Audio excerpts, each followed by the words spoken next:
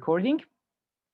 So welcome everybody to the burning bulb aeg on, as is this year's topic. So we have 1 hour to cover in this workshop, and a couple of things to kind of like get to remind ourselves is that last fall we did small survey about what are some of the questions the young leaders or youth leaders are facing. So what are the needs? So when we were thinking of workshops, we were thinking, okay, what are the specific needs that you guys are facing with? And we got pretty good questions. And what I did was that I sent these questions to Dave and told him, hey, please help us answer it. So that's kind of like how the plan is. And why I think it's also pretty cool is like when I look at Jesus and his disciples came to Jesus pretty often with questions like teach us how to pray or any other or tell us when the end times are coming, or tell us when different things start to happen. So Jesus's disciples were pretty curious as well. So it's really cool that we can have the same posture and be curious. The questions, Dave can just read out the questions and share more of it. But if there are any more topics that you feel like that they won't cover, or you have any follow-up questions, then feel free to share a direct message to me or to Dave, and then he can answer it if there is enough time. We'll record it, so later you can look it up also later with your friends, or if there is anything else. So that's about it. That's how the format is. Just a reminder, we have 1 hour, so 2:15 we have to be back at Pildiraadio. But it's so cool to see that there's so many different churches here represented, from Tallinna kogukonnad or Oleviste or Nõmme or from Saalem or Viljandi, so different cities across Estonia. So that's really cool. And despite the pandemic and everything, you guys have that discipline to watch Zoom on Saturday at 1 p.m. So mad respect to everybody. A little bit about our speaker as well. So his name is Dave Paddy. He's technically my boss, and he lives in Czech Republic, and we're serving in a big organization with more than 300 staff, serving in different kinds of countries. And Dave's been living in Czech Republic from the early 90s. So he knows the culture, he knows the needs and everything around young people. And so that's really, so it's not just he has the wisdom, but he also has the wisdom and the experience. And he has been serving as a youth leader, and now he's leading pretty big team himself. So I'm really encouraged and honored that Dave can be here with us and share. So that's about it from me. And maybe Dave, you can start off. Okay. Well, greetings from Czech Republic, and we're heading into lockdown on Monday. So very maybe similar to you. But one of the things I just wanted to say at the beginning is thank you so much for working with young people in Estonia. That is one of the most important roles right now, shepherding the young generation. And not only are you doing important work, but this is a hard time to be doing it, because it's difficult with all the restrictions and all the pressures. So I just want to say, first of all, thank you for spending this time today, and also for all the other time you spend to invest in young people. It means a lot to me. It means a lot to our Father, and it means a lot to those young people that you're serving. So thank you. And also, as we go on today, anytime you have questions or things to add, I'm not going to have all the answers. So I'm going to try to give my best answer to these questions, and then I'm interested in yours. So please be ready to jump in. I don't want to do all the talking. So let's get started. And let me tell you the first question that was here. And the first question is, as a youth leader, where do you draw the line between being friends or authority figures to youth groups, or someone you disciple? Is there a line needed? So friends and authority figures. Great question. This is a fabulous question. And when I think about this question, I think about when I first started leading young people. I was 18 years old. And I remember taking that role and looking around going, how in the world am I supposed to lead people who are my age? I'm just a little bit older. I don't have any big authority. How can I lead them? And sometimes I felt like, how did I get into this role? So I totally understand this question. I remember starting in youth ministry. I also remember another event one time when I led a youth camp, and we had a lot of new young people come to this camp. We normally had about 30, and we had 60 come on this retreat. 30 of them were non-Christians. And I remember saying, it's time for the meeting to start, and everyone looking at me and then turning back, and they just kept doing what they wanted to do. And I'd say, well, it's time to be quiet. And they would look at me, and then they'd turn back and they say, well, we want to talk. And I'd say, well, you need to listen. And they would say, well, you're not my teacher. And I remember trying to control a group of about 60, and all of them looking at me saying, what gives you authority to tell us what to do? So I've been in those situations, and they're not very easy. The situation where I question my own authority, and the situations where other people were saying, we don't have to listen to you. And you want to be their friend, right? You're a youth leader. That's one of the things here. How do you be being friends or authority figures? Is there a line needed? So this is a great question. And in order to answer this question, I want to start by drawing a frame around the question. So I have here a picture of my wife. Isn't she pretty? So this is down in Croatia, and she's on a stairway. But what's interesting about this is there's a frame around the picture that gives it context, helps us know where to focus, and kind of just puts this all in context. So we have a question in front of us about authority, but I want to draw 4 lines around that question that will help us answer the question. So 4 things that we need to know about the frame before we answer the question. And the first one is the nature of authority. The nature of authority in the church. So think about Jesus when he gave the Great Commission. He said, all authority on heaven and earth has been given to me. So Jesus starts by saying, all authority is mine. And then he goes on and says, now you go make disciples. So he began by saying all the authority was his, and then he delegated some of his authority to his followers to do his work. Now, it's similar when he sent out the disciples 2 by 2. The first thing he did is he gave them authority, but it was delegated authority. And delegated authority is different than authority that you grab for yourself, or that you earn yourself, or that you fight for yourself. It's authority that's received. So he began by saying, all authority is mine, and then I delegate some of that to you. So the first thing you need to know about authority in your youth group is you need to use delegated authority rather than authority that you fight for or that you earn, and that you're actually an under shepherd under the great shepherd. In other words, your youth ministry belongs to Jesus, and the only reason you have authority is he's delegated some of his authority to you. Now that can help, because when people look at you and say, why are you doing what you're doing? You have to look to your boss. You have to look above you, because authority doesn't stop with you. It comes from above you through you. So if I'm saying, everybody in the youth group wants to just all lie today and steal, I could say, well, I don't think you should do that.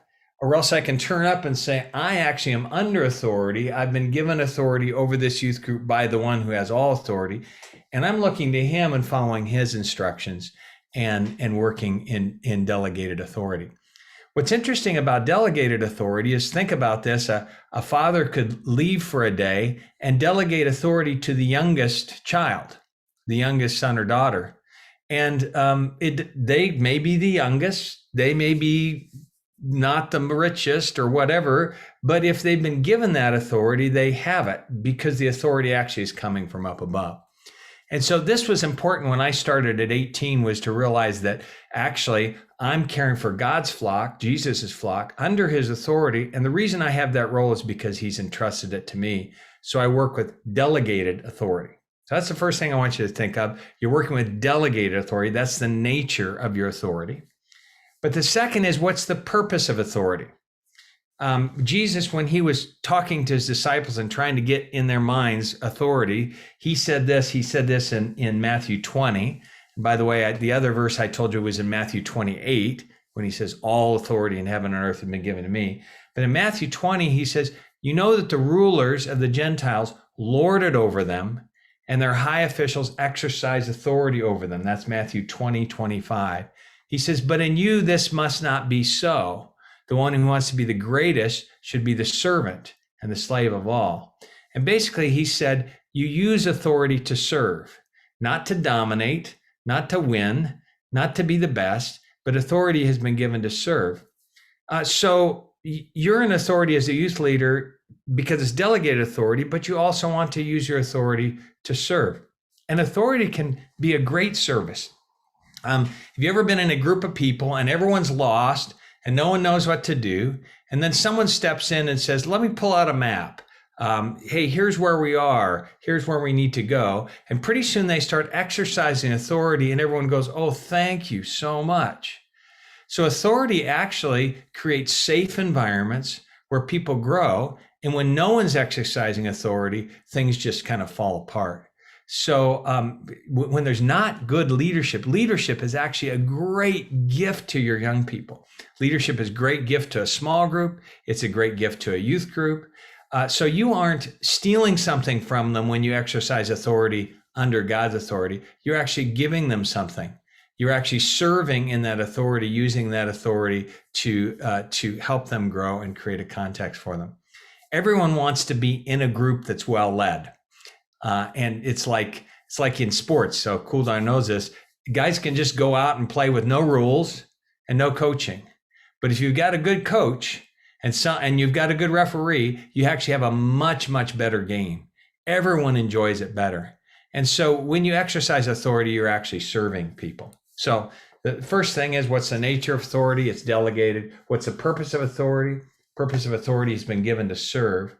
But another thing we need to understand is the nature of relationships in the church. God could have used words like the church is like a business, and there's a boss, and there's someone, or he could say the church is like an army, and there's a general and there's a colonel. But he actually said the church is like a family. And that's one of the pictures of a church. And so the relationships within the church should be family relationships. If you look in Colossians 1, here's another verse, Colossians 1, and 2, where Paul, I'll actually read this. This is Paul. This is the Apostle Paul. He has all the titles, all the awards. He's writing half of the Bible and things like that. And he says, Paul, an apostle of Christ Jesus, by the will of God. So it's delegated authority. And Timothy, our brother, to the saints and faithful brothers in Christ at Colossae. So do you see how he uses family language? You see again that he's got delegated authority, but he uses family language when he talks about relationships. He says, Timothy's my brother. Well, he's actually leading Timothy. So it means he's an older brother to Timothy. And the people he's talking to, he's saying, your brothers, your sisters, their family relationships. And even in Timothy, in 1 Timothy, when he talks to Timothy again, you can go just a little bit further. 1 Timothy 1, he says, to Timothy, my true child in the faith. So these are family relationships. And now family relationships, you exercise authority, but you do it in family kinds of ways. You do it as an older brother, or as an older sister, or as a father, or as a mother, or as an aunt. And that changes the way you exercise authority, because there's lots of love and care and connection in the exercise of authority in family relationships. So nature of authority, it's delegated. The purpose of authority is to serve. The nature of relationships within the body of Christ is their family relationships. We begin as family, but it does mean that some people are older brothers and older sisters that function kind of as spiritual fathers and spiritual mothers. And then I want to just mention one other thing is there's so we're now on the fourth leg of our frame. There's something called a false dichotomy. And a false dichotomy is when I put two things on the same line against each other. I make them dichotomous. It means that the more I have of one, the less I have of the other. So I could set this up as a dichotomy. I could say, here is authority, and here is friendship. So you see that right there? Authority and friendship. So I could say, hey, the more I am in authority, the less I'm going to be a friend. The more I'm a friend, the less I'm going to be in authority. So I could think of those 30 new young people and saying, I want to be close to them. If I get close to, I can't be in authority and be close to them. So I want to be close to them. Oh, but now I've got to be in authority. And we put these two things against each other, which means the more we have of one, the less we have of the other. Now that means in my mind, I put it as a dichotomy, but it's a false dichotomy. It's a two-dimensional view, because actually what's true is I need to separate these out from each other and go here is friendship. I'm going to show this to you in a minute. And here is authority. And you see how they operate on different axes? So right here, I'm a terrible friend and have no authority. And up here, I'm a great friend and have no authority. Over here, I'm exercising great authority, but I have no friendship. But that's not the only space. What about this space right up here, where I'm an awesome friend and a great authority at the same time? And that's what good family relationships work like. If I'm a good dad, I won't be a good dad if I'm not exercising authority. But I also won't be a good dad if I'm not relationally close to my kids. This is the spot that I want to be. I don't want to sacrifice either of them. And they aren't necessarily opposed to each other, because if I really care about my kids, I'm going to exercise authority. I'm going to serve them with delegated authority. And otherwise, I don't really love them. I love myself better. And it actually can create a closer relationship, because I'm willing to risk exercising authority. So I've had friends who've risked with me and said, Dave, you've got to stop doing that. You're not responding correctly. And they were under God's authority delegated to me. Well, and actually that wasn't pleasant for me. It wasn't pleasant for them. But I felt closer to them because they exercised authority than I would have if they hadn't, because they'd done it in relational ways. So it actually built our relationship. So I remember being at that retreat, and I did not want to exercise authority and bring those 30 new kids into line, because I thought they would all hate me and I'd lose them all. But you know what happened? Because I didn't do that, the whole environment was unsafe for everyone. All of a sudden, no one was safe, because no one was leading, shepherding the flock under God's authority. And then everyone scattered. And I remember the Christian kids saying, I'm afraid to be a part of this youth group. I'm afraid to say something about God because this non-Christian is going to make fun of me. I'm not safe here.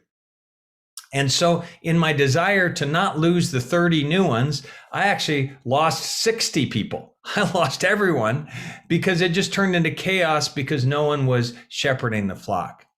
And so finally I had to repent of the fact that I wasn't staying under the shepherd, and begin to exercise my delegated authority and say, we just don't do that in this youth group. That's not how we behave. That's not how we talk to each other in this youth group. Why? Well, because God's our Father, and that's what he doesn't want that from us. And we're not going to treat each other this way. And we love having you here, but if you're not willing to be a part of this kind of youth group, then we're going to have to ask you to leave. And I had to actually be willing to lose some people. And I did.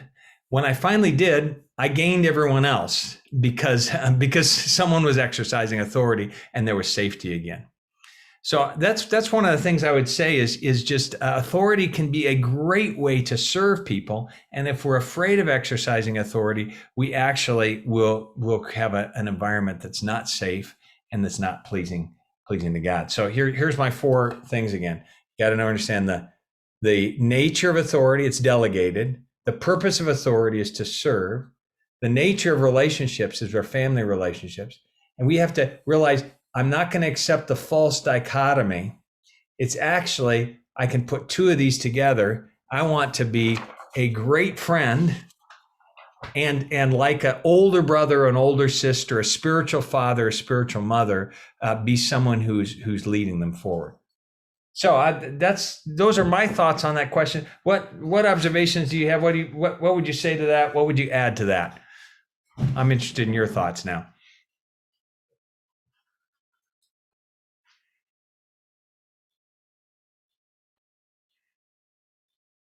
Who wants to jump in? I know it's always hardest to be the first one to say something. So, cool. You face this with sports too, don't you? Do you want to say something Yes. about that? Even being a dad, you face that. So, Yeah, it's always hard to practice authority or tell people something that they don't like when you don't have a relationship with them. When you're far from friendship, it's always hard for you, and it's not that meaningful. Well, it could be hurtful for them, but not that meaningful for them. So you always practice those both together, and then it's meaningful for both of you and really helpful for both of you. So it's I totally echo for that. You have to do both at the same time. Mm-hmm. Great. Matas, do you have any thoughts, or who else I'm looking here? Or Vahud, is something you want to add to this? Or I can so far only agree. So I will take the chance to say that. If I get great. anything to add, I will chip it in. Okay. I was talking to I'm an elder in our church right now. I'm not directly leading the youth group. I have for many years, but I meet regularly with our youth leader. And I was talking to him about our youth ministry team. I said, what's the thing that they need the most? What do they need to grow in the most? You know what his answer was? He says, they need to exercise more authority. They're not leading with enough authority, which that's interesting. He said they're afraid. They don't realize that they have delegated authority from Christ. And because of that, they're not having the hard conversations or moving people forward. So as he looked at our team, he says the most important thing they can grow in is receiving and exercising the authority that they have, because that will help people to grow. And he wasn't thinking about general boss, someone oppressing someone else. He was talking about being a good father, spiritual father, being a good father, spiritual mother, being a good spiritual older brother, spiritual older sister. So, Emily, you came on so do you have anything to add? Yeah, I agree what has been said already. And I think that, it's really difficult to find the balance and not to put them on the same spectrum. I feel that has been my struggle as well, how to be friends with my teammates, but also delegate them authority and give them the knowledge of my trust that they can do it also. I think this, it comes with the friendship part, that they understand that you trust them and you believe that they can do it and they have the potential. Great thoughts. Okay, well, let's move on to question number 2. So good thoughts, but the question number 2 is age a factor in being a youth leader? Young people versus people who already have a family, maybe limited time or resources, or is it a good time to give it to someone else? What are signs that your disciple, the next leader in training, is ready to lead? So there's several questions there. What's your age? When do you turn it over? So I can tell you again some from my experience. When I first started, I was 18 years old and I felt like I was way too young. And then I started leading a little bit further, and then I was leading other youth leaders, and I felt like I was way too young, way too young to do that. And then I got married, and I thought, well, wow, now that I'm married, I'm not a cool young person anymore, and I felt like I was way too different now that I'm married. And then I had kids, and I thought, now I'm way too busy, and there was no time in life that I felt perfectly designed for youth ministry. So I was either way too young or way too old or way too busy or something. So it's a common struggle to think. I remember driving home from youth group with my wife and saying, oh, I don't know that I should be leaving youth group. I don't have enough time for it. And her question always was, what is God's call on your life? Are you doing what God wants you to do? Because actually, you're never enough for what needs to be done. If we wait till we are smart enough or good enough or experienced enough or have time enough, we'll wait forever, because actually God always calls us to do things that are beyond us. So it always will take more time. It will take more energy. It will take more cool. It will take more of something. And that's where we need Jesus. So ministry is designed to be beyond you, because otherwise you would do it by yourself. So it always needs more than what you are. And that's how it's designed. So that's one thing. You'll never get to a spot where you think, oh, this is perfect. The question is, what does God want you to do? And so that's one thing.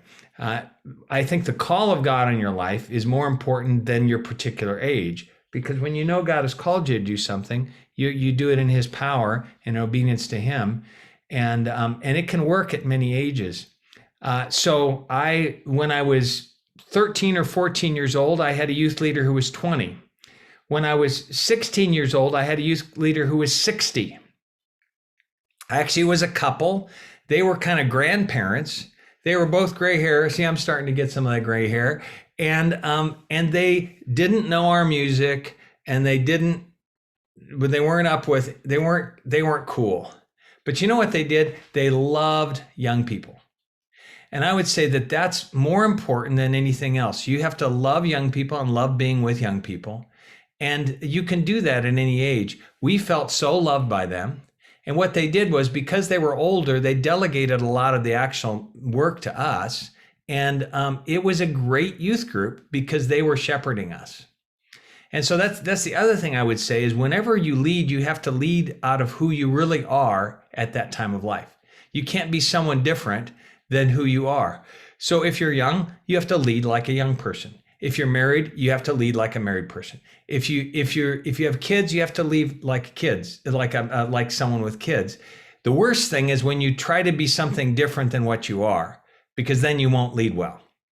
So when we had kids, I led youth ministry with small kids, and we were really busy. And what we did was we took our kids to youth group, and they hung around a youth group. And sometimes we had to go to the side, and then we used young people to help babysit our kids when we did other things. We just made our family part of the ministry. When our kids got older, well, they actually started leading parts of the ministry. So we were a family with teenage kids involved in ministry, and they were leading part of it. And now, actually, I'm a grandfather now, and so I have to, when I work with young people, I do it as someone who just thinks they're great. But I'm older than they are. And so the key is not trying to be something you aren't, but realizing that young people really respond to people who love them and love being with them. And so you have to work out of that. I would say there's no age limit. I've seen effective youth leaders right on up into their 60s and 70s. I've seen ineffective youth leaders that are 20. Or 25. It really depends on, do you love young people and love being with them? And are you leading out of who you really are at that stage of life? And if you are, God can use you. He can use you at any age. So you give what you have, you realize it will never be enough, and then God takes it and blesses the rest. One of the things is it a good time to give it over to someone? What is the signs that your disciple next leader in training is ready to lead? Well, one of the things is, and we're going to talk about this in a minute, they're never really ready. So if you wait till they're really ready, you're just going to be waiting a long time. You actually have to push them a little bit beyond what they're ready for. And that's what Jesus was doing all the time. He was actually putting them in situations that they weren't totally ready for, but he supported them and encouraged them. And then being in situations that they weren't ready for, they learned and over time got ready. So don't wait till your leaders are ready. Actually put them in a little over their heads and then help them.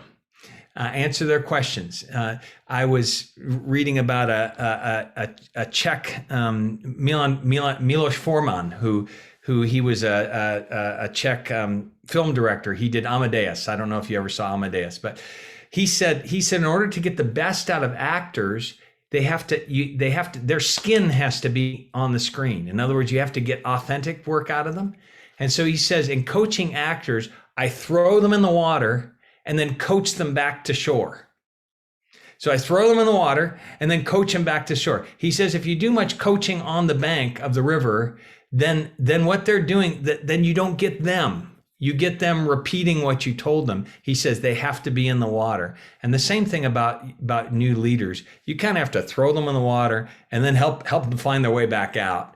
And that's how they grow. So I don't, in terms of time to turn it over, I think you always want to be pulling people up. And so even if you stay in your role for a while, you want to be pulling people up into higher levels of leadership, maybe dividing your ministry or sending them out. You always want to see leaders moving, and you don't want to be the cap for that. So Jesus did that. He kept raising, but that doesn't necessarily mean that you have to leave. You can step up and pull everyone else up. You don't have to go sideways. Sometimes what happens in youth ministry is one youth leader works for a long time and then they get really, really tired and they go, I'm done. And they just throw it on someone else. And then someone else catches it. And then they go for a while till they're really tired and then they just throw it on the next person. And I don't think that's what Jesus did. He was, from the minute he began, he was training his replacement. But also when he put the weight on them, he didn't just disappear. Remember in Matthew, he says, I'm with you always. So he stayed supporting them. And I think that how do we just keep creating space under us, but also not just going, I'm tired, I quit, and not helping and supporting those leaders underneath us. So those are my thoughts on that. Any thoughts that you have? Since some of you have a lot of experience with that, Kuldar, you have a lot, Vahur, you have a lot. So what would you add? I can add to the first one. I also had the same problem when I was younger. When I was a teenager, my sisters were leading youth groups, and I didn't because I felt I'm not mature enough. And then later, when I started leading youth groups, I was already 28. I had 2 kids, and I struggled. Oh, I'm too old for this. But at the same time, I had this deeper calling. I knew I'm in the right place. So what should I do? And echo for your story, what has helped me in that is always the parable of the 5 bread and 2 fish. When Jesus asked the disciples, so what do you have? We don't have anything. What do you have? Well, we have just 5 bread. Okay, just start giving. And so I always think about, okay, what do I have? I have 4 kids. Okay, so I don't have time. I don't have this. I don't have my youthness anymore. But what do you have? So how can I add my kids, my wife, and everything, family on a mission? So this is my stage right now. But this passage helps you wherever stage you are. Start giving what you have because you have a calling, shared authority from God. So, very important. And for the second one, as you said, the film director said he's throwing them to the water, but he's not leaving. He's helping them to swim back. So it's important that we will stay there, help them, see them doing this, and then giving some instructions and things like that. So it's always important to stay there also and see them swimming. Because I've done the bad way too. I've given too early for the youth and they burned down because I kind of left. I didn't left physically, but I left my teaching. I left them helping how to swim back. So, and I felt like I did it wrongly. I lost these guys. So, but both of those are very important. Great thought, Kuldar. Awesome. Anyone else want to add?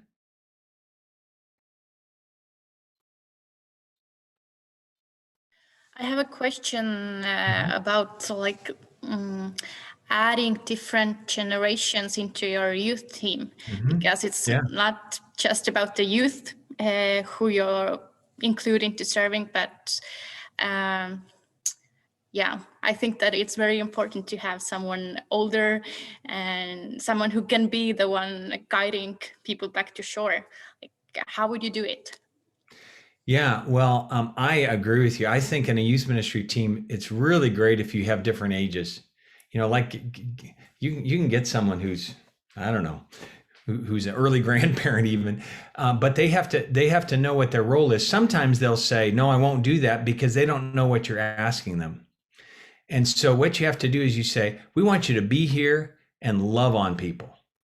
Love on people. Just love them and pray for them. Pick 3 of them and pray for them." Or we want you to help. One of the things we do with fusions is try to get people from the church involved, but give them very specific responsibilities. Would you come once a month and provide refreshments? But then they're there. So sometimes people, if they get too general of a challenge, they can't respond. But if they get a very specific one, or even one of the things you do is, instead of saying, "Would you help out with youth ministry for the next year?" you could say, "We're doing a weekend retreat and we're looking for 2 other adults in the church to come and join us for this retreat, and just be mom and dad to these kids."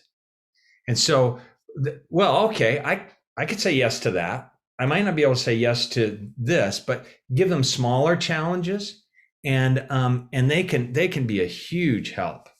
So there's sometimes people in our church who it'd be a blessing to them and a blessing to the young people, but you have to kind of put the pieces together, pull them in. But I totally agree with you, Emily. Super. Anyone else? I think, Dave, you have a perfect story for that goes with that, with the first English camp. What happened with different age people and different skills that they had. The old person. Yeah. We had a 70-year-old, so in my first youth group I started working with in Czech, there were 5 people in the youth group, and one of them was 70 years old. And he would come every week and he said, "My wife has died, my kids are gone, I belong with the singles again." And he would show up there and just pray. And I remember looking at him going, "What is he doing at youth group?" And he was so important to our youth group. He loved people and he prayed, and it was like his spiritual presence anchored the whole ministry. And what happened was that group of 5 people turned into 60. So and he was central to that, to all of that.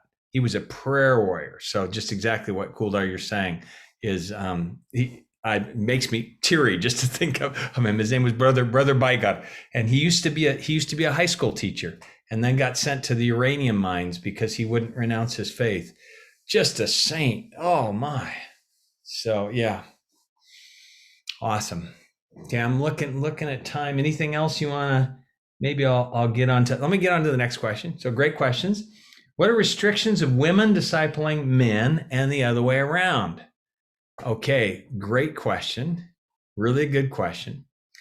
Well, one of the things we have to realize is that even Jesus was kind of radical in how inclusive he was.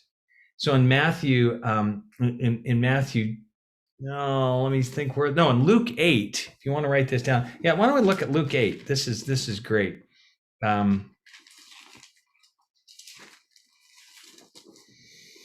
So look, he says, Luke 8:1, soon afterwards he went through cities and villages proclaiming and bringing the good news of the kingdom of God. And the 12 were with him, and also some women who'd been healed of evil spirits and infirmities. Mary called Magdalene, whom 7 demons had gone out, Joanna, the wife of Susa, Herod's household manager, and Susanna, and many others who provided them out of their means. So we often hear about Jesus' 12 disciples, but there was a group of women that traveled with him too. So we do see that Jesus ministered to both men and women, and so we don't want to just separate all this out. It's possible for men to shepherd women. You also see in the New Testament in Acts, for instance, you see the new church in Philippi meeting in Lydia's house. She really was the start of that whole thing. She's really key to that whole. The whole growth of that. So we see this kind of radical mix, But at the same time, we see when Jesus chose the core group that he's going to invest in, he did it with men. So he didn't ignore women. He ministered to them. But when he went deep, he went with men. And also he said later on, he says, older women train the younger women. So it's like this picture of when you go deep, it was men with men or guys with guys, women that were women. But it didn't mean that they didn't invest in each other's lives at a no, I don't know, shallow maybe, but a more general area. So it wasn't totally separated. But when it went intense, it was men with men or guys with guys and girls with girls. So that's what I've tried to do in our ministry. There's some reasons for that. So let's say you're single and you're a single guy and you start investing deeply in a single girl. You know what's going to happen? Most likely one of you is going to catch feelings. Because you go into a very intimate, close friendship, you need to actually to disciple. You need to talk about very personal things. You need to connect. You need to be open. You need to be vulnerable. And maybe the guy says, well, I don't have any feelings. Well, how do you know that it's not happening with the girl? Or the girl says, I don't have any feelings. How do you know it's not happening with the guy? It's hard to keep that relationship where it needs to be. Either it's a superficial relationship or it starts to cross boundaries. So that's when you're single. Same thing with a girl. If a girl starts meeting with a guy, discipling him over time, oh, wow, that starts to get really strange. Now, I'm married. Okay, what would happen as a married guy if I start meeting regularly, discipling either a married woman or a married girl? Same problem. You've got the same issue. For the relation, either it's a bad discipling relationship, which means it's superficial, or it's a good discipling relationship, and I start to have problems because I'm getting too close. So we've always practiced. I focus on discipling men, and then I focus on shepherding the whole flock like Jesus did. He shepherded all of them, and empowering the girls to disciple the girls. So we've got to be thinking about that. As a single guy, I really worked with the girls to help them disciple the other girls. I didn't just say I'm not thinking about that. As a married man, I also did, and I really tried to empower my wife to disciple the women as well. So that's what I focused on the guys. She focused on the girls. When I was single, always had some girls on my team that were focusing on discipling the girls, and I was discipling the guys. And that's what I would recommend. I think you run into practical problems if you don't. So like I said, either it's a bad discipling relationship or it's a good discipling relationship. It's a bad discipling relationship, and that means problems. You're not really building into them. Or it's a good discipling relationship, and that means problems because you all of a sudden have this intimate relationship with someone that you really shouldn't be that close to. So that's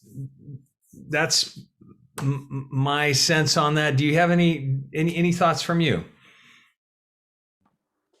I would ask, you mentioned that Jesus had 3 guys to be close with, and they were all guys. Was it just because Jesus himself was a man, or because of something else as well?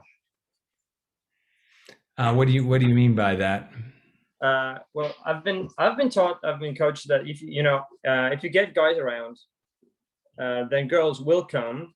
If you focus on the girls, you end up getting a lot of girls.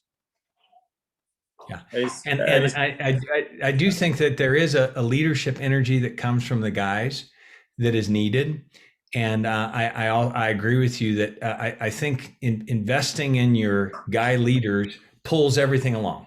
I would agree with what you said, that you'll pull, you'll draw, but the other way doesn't draw.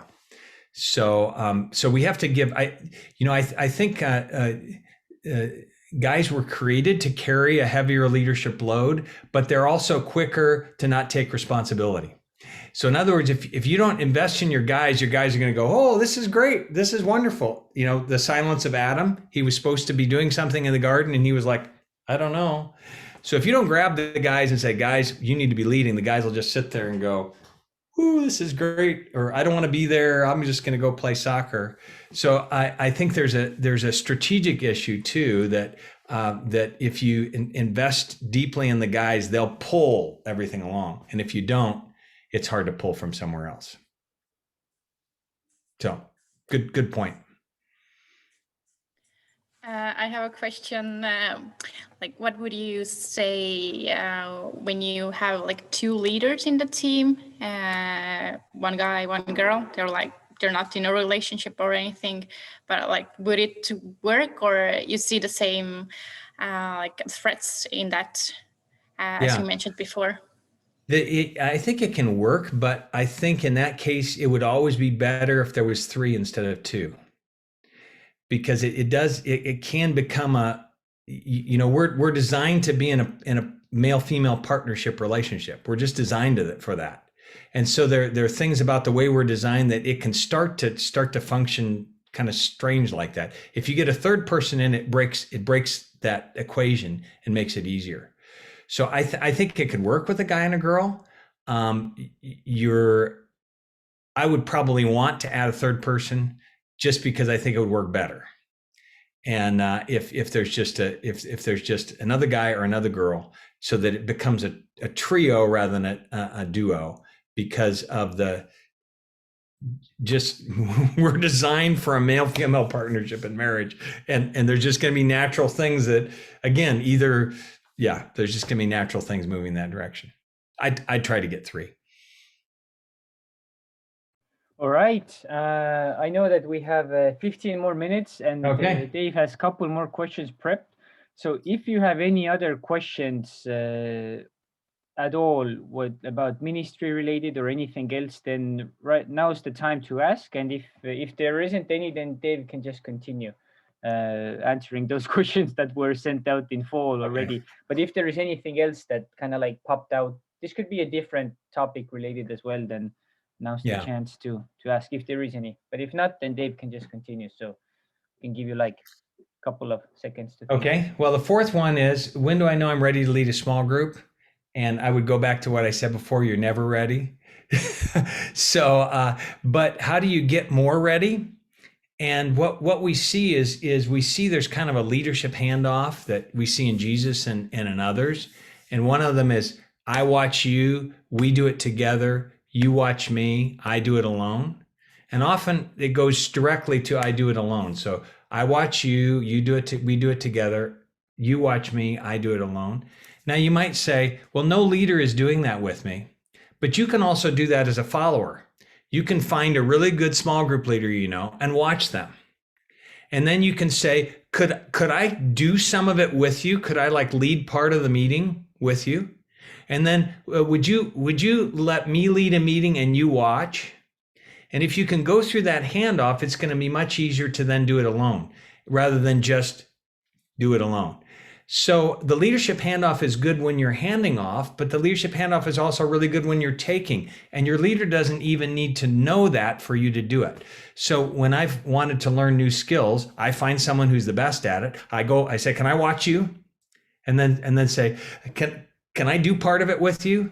Would you give me some of it? Great. I'm going to go do it alone. And I do the leadership handoff from the follower end, and that works. But you'll always be pushing yourself a little beyond what you think you can do, and that's the only way you learn. So you have to make mistakes. You have to fall. It's like a kid learning how to walk. They have to fall before they learn how to walk. And so you'll make some mistakes. You'll have some meetings. I can remember some of my first small group meetings. I remember one small group meeting and I had 3 guys and one of them fell asleep. So picture being around a table with 3 guys and one of them puts their head on the table and actually falls asleep. You can't ignore it. Someone fell asleep in my meeting. We're all looking at him going, he's asleep.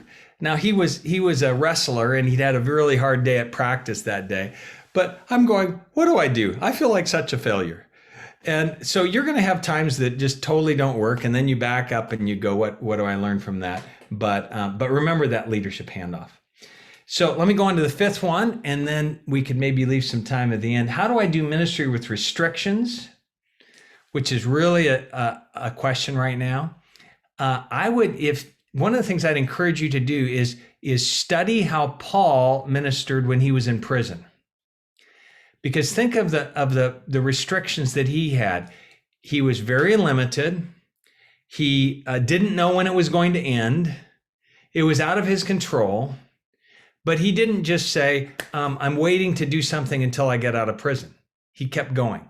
And so one of the things I want to encourage you is keep going even though you're in prison, because God needs you and everyone needs you during that time. And actually, as we look back from 2,000 years later, some of his most important work he did while he was in prison. Now, maybe it didn't feel like that to him, but you may be doing some of your most important work in lockdown right now. So don't forget that. It may not look like it. So he didn't have 1,000 people he was preaching to, but in the long run, what he did was actually more significant. And here's some specific things that Paul did. One is he prayed for people. He would say, I remember you night and day when he wrote to Timothy. And lockdown is a time to be intensifying our prayer for people. So have a list that you're praying for. Pray for very specific things. Don't stop praying. That's very, very important. Here's the second thing he did. He communicated with people. And he communicated with people by sending letters, by sending messages. And so you need to communicate with people by text, phone, by Facebook message. Don't just go blackout because you can't talk to them. They need to hear from you. They need to know. And when he'd say that, he says, I'm with you in spirit. He says, I can't be with you personally, but I'm with you in spirit. So people need to hear that you're thinking about them, that you love them, that you're praying for them. And that message needs to, and that you wish you could be with them, but you can't. So they communicated with them. The second is he shepherded in any way that he possibly could. So and he made disciples in many ways. So he has a guard in the prison. He's sharing Jesus with them. Someone comes and visits him. He spends extended time with them. He gets free for a little bit and he goes and spends time with them. So I would say use whatever channels you have open for shepherding people. I know one youth leader who all of her meetings were shut down. And so she said, I'm going to do 2 walks a day. Every afternoon, I'm going to go for a walk with one of my young people. And so she would go for 10 walks a week because that was the only thing she could do. And so she says, I'm going to do that. I'm just going to start doing walks with my young people. And actually, that's one of the things I've done, as well as leadership walks with youth leaders that I'm investing in. Calling up, writing notes, taking something. I know another youth leader who visited his youth and brought a present to their door, chocolate or a little care package. And he couldn't go in the door, but he could leave a present. And so I would say, do whatever you can to shepherd. And there are probably still more opportunities than you know of, but don't stop. And that's one of the biggest things is if, sheep need care, even if it's snowing. And so your sheep need care. You can't just put it on hold. They're not like a table that you can put in the back room and then pull it back out when everything's done. I mean, these are people and they're alive and they need relationships and they need care. So don't stop. And Paul didn't stop. And even though he was in difficult circumstances. And then I don't know if you have anything else to say about that. Actually, that's probably more important even than our last question. So what would you say about that? What are some of your tips that you could say for ministering with restrictions?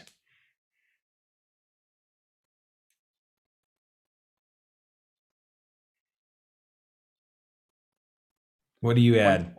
One thing what we did with our youth, we've been also doing Zoom youth nights.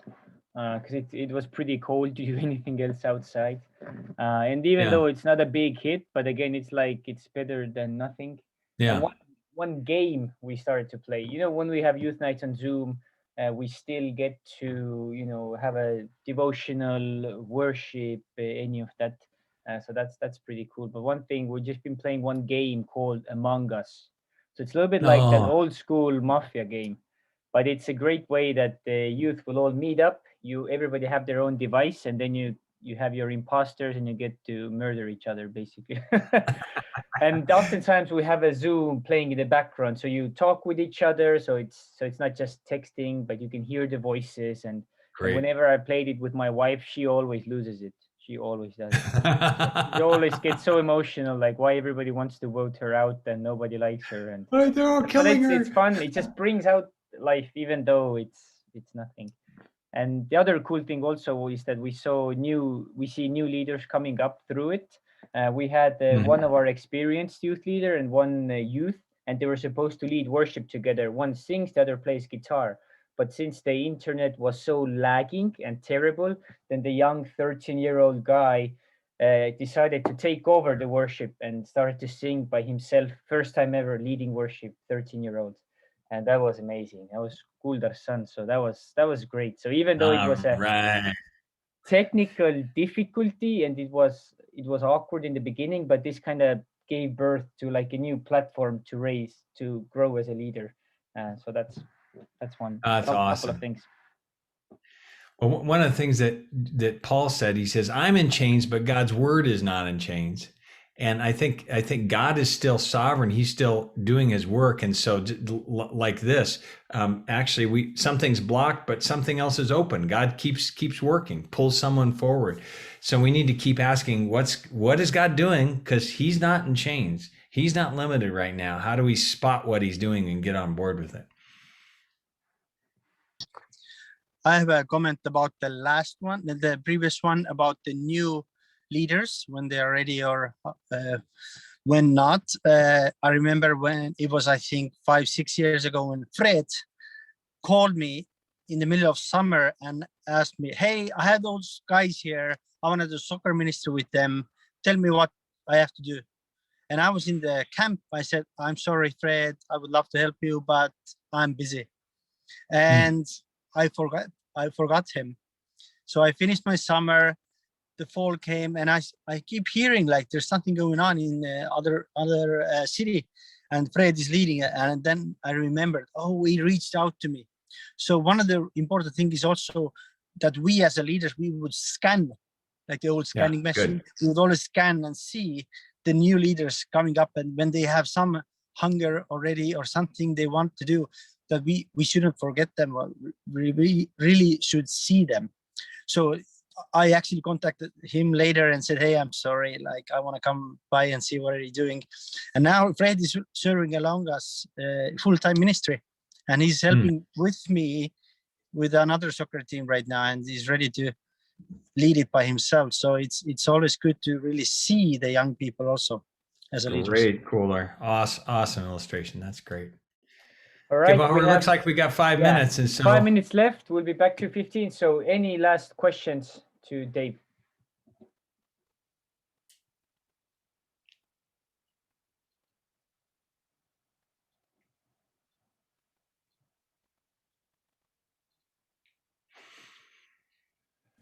I have one. Yeah. You said that you serve as one of the elders in your church now. Right. How do you see like the church as a whole being part of youth ministry as well? Like, do you somehow, bond it together so that, the elders know what are the struggles in youth ministry and how they can help and support, and vice versa as well? Yeah. Well, we have a church that's grown a lot because of youth ministry. So we really care about our youth ministry. So I would say the elders really care about the youth ministry and see it as something that's very important. It's not something that just goes on over to the side. And one of the things that we did was we made one of the youth leaders an elder, so that we have that direct connection. So in elders meetings, he's representing the youth ministry and representing the youth ministry team. And what's interesting is we have the elders and then we have the youngers. And he leads a group of people that we call the youngers. And it basically is a group of young elders. They're in their early 20s, and it's his youth ministry team, but they're the board of youngers. And they do a lot of things in the church. They're just amazing. So I think it's really important that the youth ministry is viewed as not just something separate off there. Oh, good, take care of those young people and don't bother us, but that it really is part of the whole ministry of the church. Then it's just a blessing to everyone. So we love our young people. and they lead worship, and we've got 19-year-old preaching, and we love them. So as an elder, now I'm speaking as an elder. If you have more questions, that's a great question, actually, Eneli. And the Kadi is doing workshop about it, how to lead up. So, for example, how to communicate with your church leadership, how to give suggestions and everything. So she will cover more in her workshop how that communication should work out from a youth leader perspective. What are some things that we can do? So you have something to listen to later. But that's great answer, Dave. Thank you so much. It's my clock shows it's 2:00, and this hour went by so quickly. So thank you everybody who came. I know that there's a break coming up, and we'll see you in 15 minutes. But Dave, could you please also pray for us? I'd love to. And again, thank you for your ministry to young people. God bless you. So let me just pray for that. Jesus, as the great shepherd, you just love it when your under shepherds care about your sheep. And I just thank you for these youth leaders. Thank you for their love for you, for their love for young people. Encourage them today, strengthen them, help them not to lose heart or get tired or weary in ministry, but just give them your strength. Help them see how important their work is. And God, use them to shepherd many young people to be disciples of you, Jesus. So I bless them, protect them, cover them. In Jesus' name, amen. Joy to be with you guys. God bless you. Thank you. Bye.